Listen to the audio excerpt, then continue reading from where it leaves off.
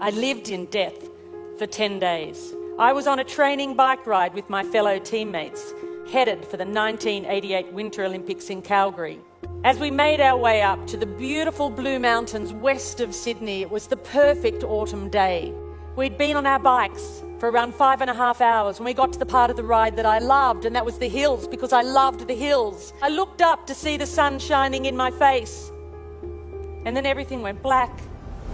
Where was I? What was happening? My body was consumed by pain. I'd been hit by a speeding truck with only 10 minutes to go on the bike ride. I was airlifted from the scene of the accident. I'd broken my neck and my back in 6 places. My whole right side was ripped open and filled with gravel. My head was cut open across the front, lifted back, exposing the skull underneath. I had head injuries, I had internal injuries, and I had massive blood loss. For 10 days, I drifted between 2 dimensions. I was in the fight of my life. After 10 days, I made the choice to return to my body. And when I did, the massive internal bleeding miraculously stopped. The next question was whether I would walk again, because I was paralyzed from the waist down. I woke up in intensive care to the news that the operation had been a success, because at that point I had a little bit of movement in one of my big toes, and I thought, great, because I'm going to the Olympics. But then the doctor came over and said to me, matter-of-factly, Janine, the operation was a success, but the damage is permanent. There's central nervous system nerves and there is no cure. So although we think you may get some feeling back from the waist down, you will have internal injuries for the rest of your life. You will have to use a catheter, and if you walk again, it will be with calipers and a walking frame. You're going to have to rethink everything you do in your life, because you are never going to be able to do the things you did before. I was an athlete. My body was everything. If I couldn't do that, if I wasn't that, then who was I?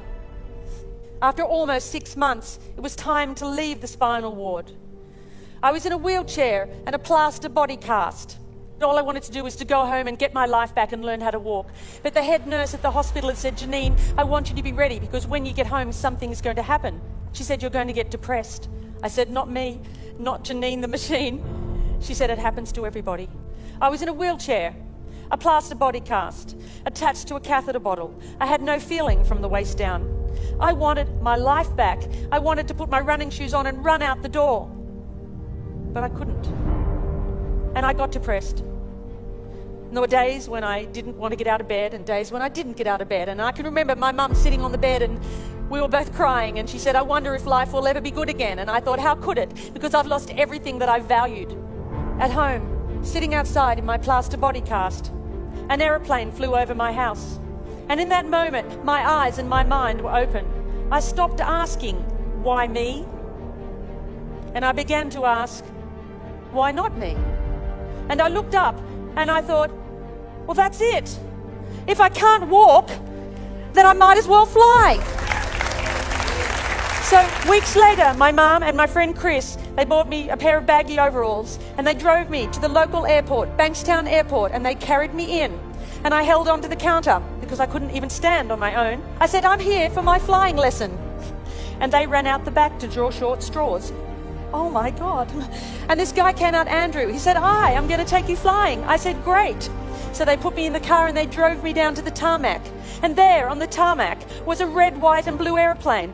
I had never seen anything so beautiful before. They lifted me up into the aircraft.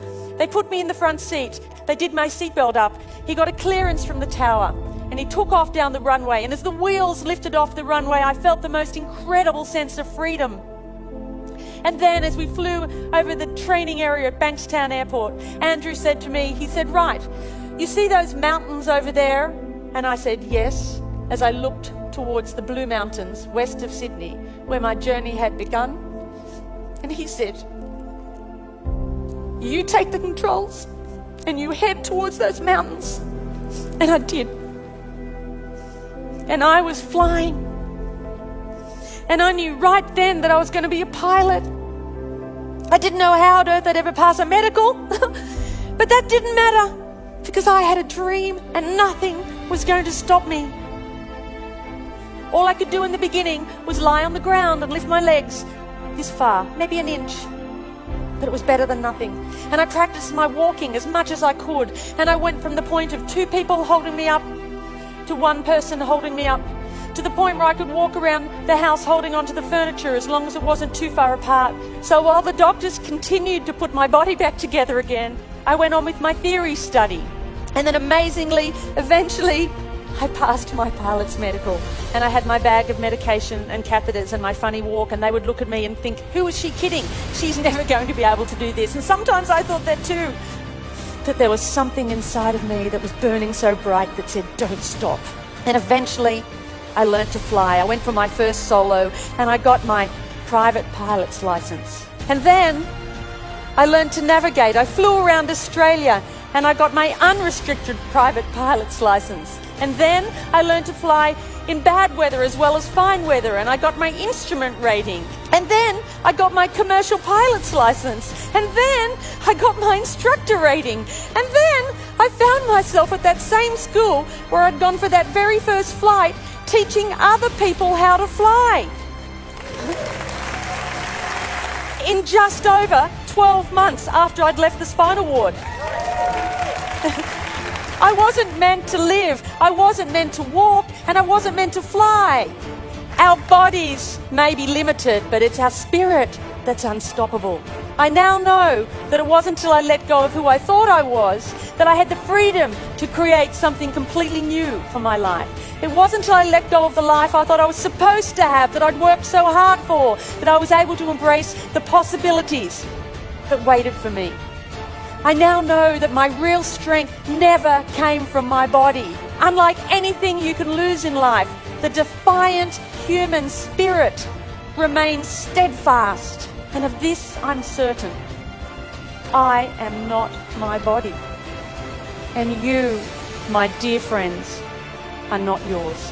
When you choose courage in the face of fear, you defy the things that hold you back from greatness. It's a daunting task. And you might well ask, where do I begin? Where do I start? Well, perhaps the simple words of this poem might offer a clue. He said to build a better world. I said I would, but how? The world is such a cold, dark place and complicated now. For I am small and helpless. There's nothing I can do. He said, of course there is. Just build a better you.